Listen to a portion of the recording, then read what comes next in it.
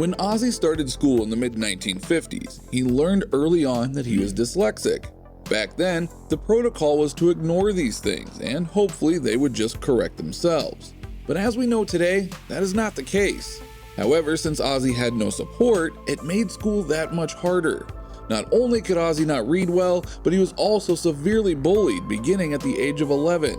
Two bullies in particular would make Ozzy pull down his pants and then abuse him in ways that Ozzy will only sum up as being terrible. All of this took a severe toll on him emotionally, like it would any child at that age. And at 14, Ozzy tried to severely harm himself.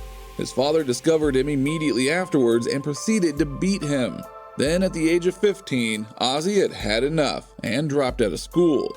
He would then spend the next couple of years holding down low-paying jobs and doing petty crime. When he was 17, he was locked up for 2 months on burglary charges. As most people know, once he was released, Ozzy would eventually place an ad in the local newspaper stating, "Ozzy Zig, vocalist, requires band, owns own PA." And that was the first step in what would eventually become Black Sabbath. In February of 1970, Black Sabbath would release their first album and spend the next 8 years recording albums and touring. And many would think that this would be some of the best years of your life. You're in a successful band, touring the world, you meet a girl, you get married, you have children. Most would think that after that it's happily ever after. But it was during these years that Ozzy would become heavily involved with substance abuse and marital affairs. Because of Ozzy's self-destructive behavior, Black Sabbath ended up firing Ozzy in 1979, which would only help fuel his substance abuse.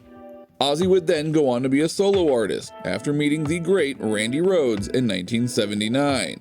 Ozzy and company would release his first solo album, The Blizzard of Oz, on September 12, 1980. In March of 1981, Ozzy had a meeting with CBS. Right before that meeting, Ozzy had polished off a bottle of brandy in the car. During the meeting, something pretty bizarre happened. Ozzy bit the heads off of 2 live doves. He has been quoted as saying, "I just remember this PR woman going on and on at me. In the end I said, 'Do you like animals?' Then I pulled out one of these doves and bit its fucking head off, just to shut her up.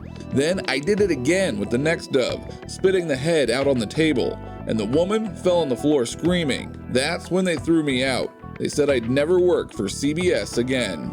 I threw the one up in the air, sat on this girl's lap, and snapped the other one in my mouth and bit his head up. November 7th, 1981, Ozzy would release his second album, Diary of a Madman. It was during this tour that the infamous bat incident took place. On January 20th, 1982 in Des Moines, Iowa, a fan threw what appeared to be a dead bat onto the stage. Ozzy thought it was just a rubber bat and proceeded to bite the head off. He immediately realized his mistake when he noticed that the head was crunchy. After the concert, he was immediately rushed to the hospital where he received rabies shots. To commemorate the 37-year anniversary of this incident, an official Ozzy Bat plush doll was made, and yes, it even came with a detachable head. It was also on the Diary of a Madman